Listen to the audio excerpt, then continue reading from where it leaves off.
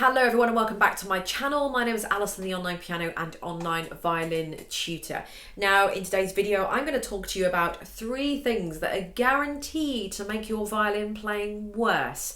But before we do go into the video, I want to say hello and welcome to all my new viewers and all my new subscribers.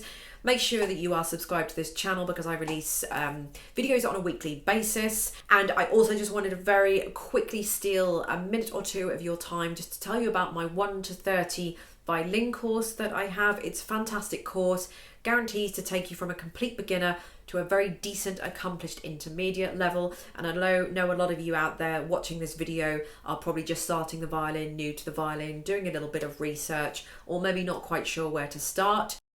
So my 1 to 30 violin course is a fully comprehensive and professional course that guarantees to take you from a complete beginner to an accomplished intermediate level by the end of it. The course is very simple and easy to understand without the commitment of an in-person tutor, but it does guarantee to give you the same level of skill that you would get from a private tutor.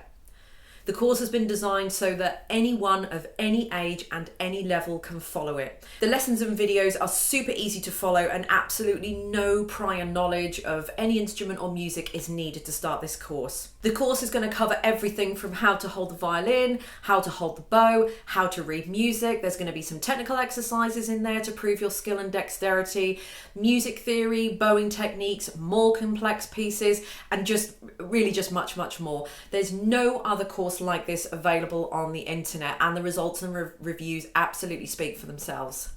My course will take you from this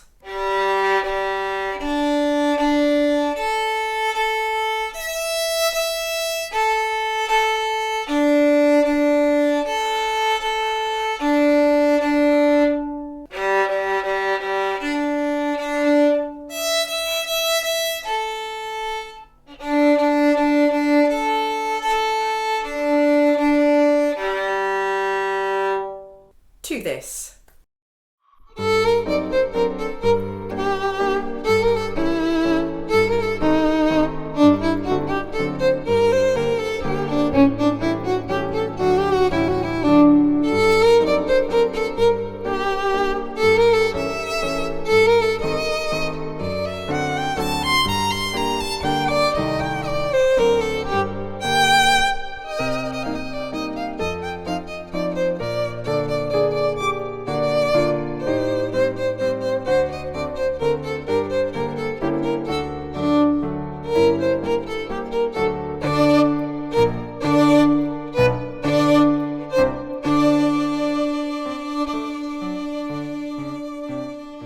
The course is fully downloadable, is available worldwide, and you can purchase from my shop, www.amsmusicshop.com. It is $59.99 US, and you can get started straight away.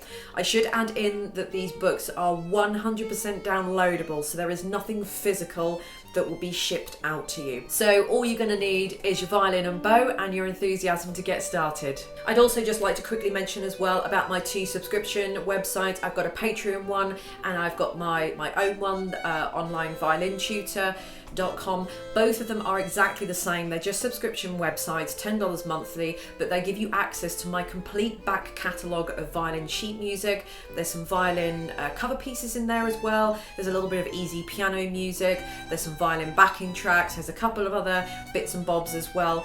It's a $10 monthly subscription, but the catalogue is added to on a monthly basis. And off the top of my head, there are, I think, just over 800 sheets of easy violin sheet music that you can quickly gain access to. But it's either or, so don't subscribe. There's no need to subscribe to both of them. Either subscribe to my Patreon, either subscribe to my website. All the details will be underneath this video for you. Okay, so the first thing that is guaranteed to make your violin playing worse, and that is poor posture. So it goes hand in hand with kind of not holding the violin and the bow very well, but the posture. Posture, and along with holding the violin and the bow, is at the top of that pyramid. If you don't get that right, everything else underneath cannot fall into place. So I will link some videos underneath this video on how to hold the violin and the bow. I'm not going to go into detail in this video because it will be too long.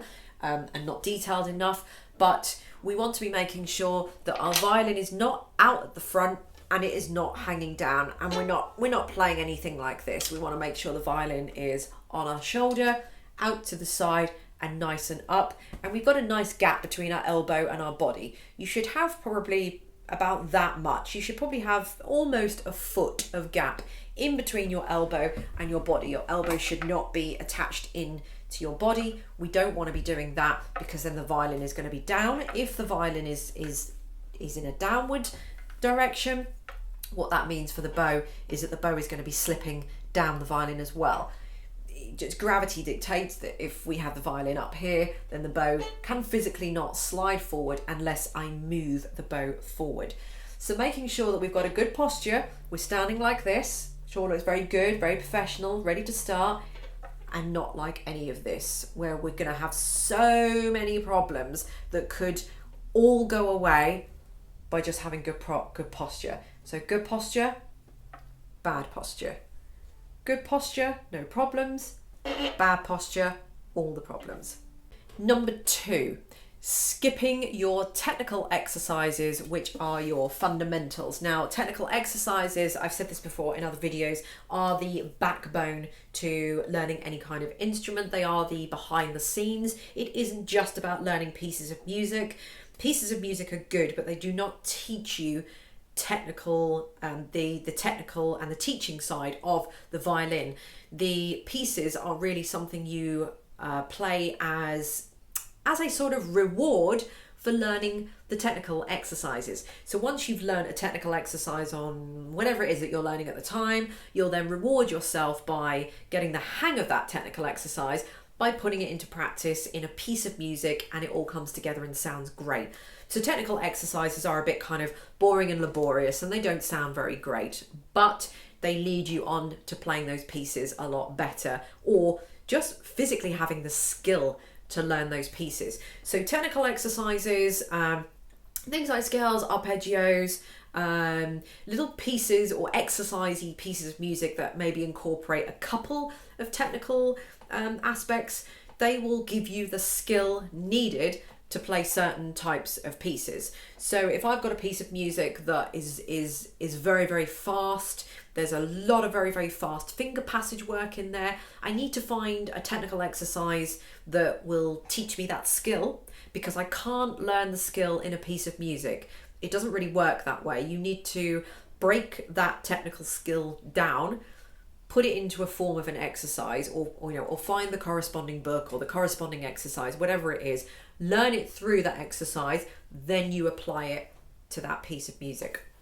So if you skip all of that, playing becomes 10 times harder. Within my 1 to 30 course, when you get onto lesson 20, I start talking about technical exercises, and then when we get on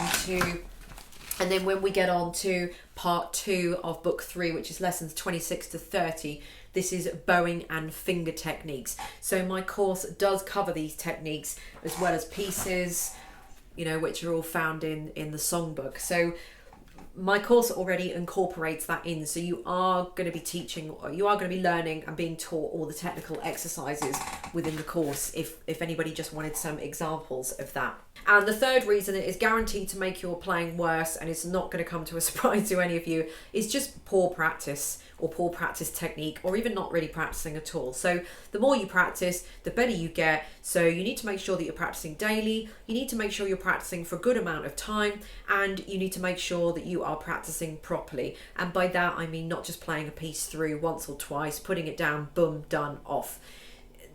A good practice session to me is that you are better at the end of your practice session than you were at the start of your practice session, or you've accomplished something at the end of your session that you couldn't do at the start of the session. So make sure that you are going over things slowly, make sure you're going over things thoroughly, make sure you're repeating things, make sure you're picking out the bits that you couldn't, or that you can't do. Don't just brush them under the carpet, don't just play them through and think, I'll sort it out another day. A good way to do that is to just simply record yourself, either video or audio. It doesn't really matter.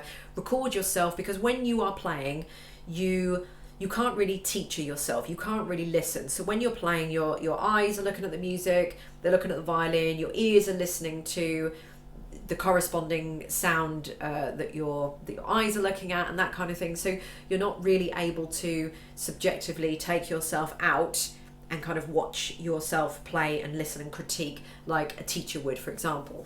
So the best way to do that is to record yourself somehow, and listen back, follow the music, and see if you can hear any indiscrepancies. You should be able to do that. Maybe there were parts that you kind of stumbled on, but in the moment you didn't notice that, and it isn't until that you play it back that you think, oh yeah, that didn't transition well, that didn't sound smooth.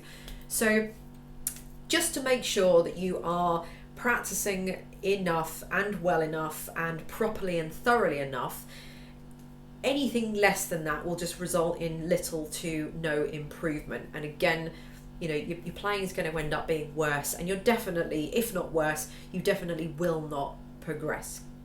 So there we go, 3 things that guarantee to make your violin playing worse. None of those things we want. We want to make our violin playing better. So thank you very much for watching. Don't forget to check out the links to my 1 to 30 violin course and my Patreon and or website subscription page. I will put the links to all of that directly underneath this video. Thank you for watching, and I'll see you in my next one. Bye.